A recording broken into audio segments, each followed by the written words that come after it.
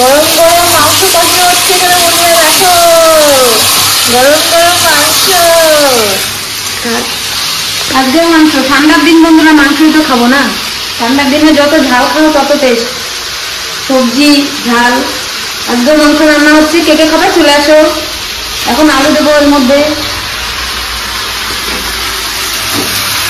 আজকে আলুটা একটু বেশি দিলাম, তার কারণ এটা নতুন আলু, এই বছরের নতুন আলু তো, আর আলু একটু বেশি পছন্দ লাগে, ওই জন্য আলুর পরিমাণটা একটু বেশি।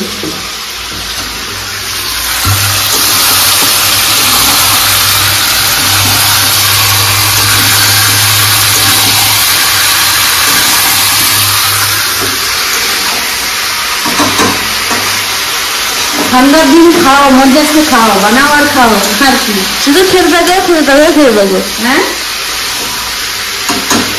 শুধু খেতে থাকো খেতে থাকো আর খেতে থাকো। আমার জন্য কষানো 2 পিস উঠিয়ে দিও, ঠিক আছে? 2 পিস কেন, যে ক পিস খাবে না, ঝোলেও খেতে হবে, তাই জন্য শুধু কষানো খেলেই কি হবে?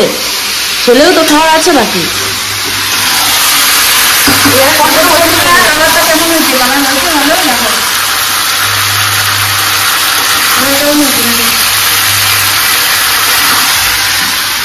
আরো কষাবো, আরো কালার আসবে। এখন তো সবাই আধা হয়েছে, আরো এর মধ্যে মশলা দেবো, গরম মশলা আরো কষাবো, আরো লাস্ট অব্দি দেখাবো, ঠিক আছে? তাহলে আগে কষিয়ে নিই মাংসটাকে, তারপর দেখাবো।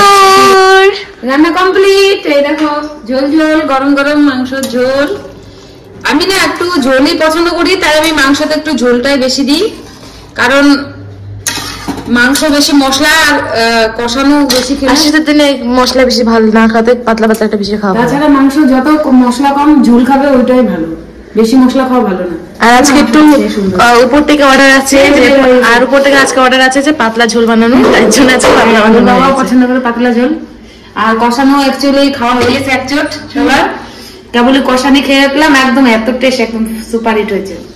চলো বাই বাই, আবার দেখাবো অন্য নতুন ব্লগে। চলো বাই বাই বাই বাই।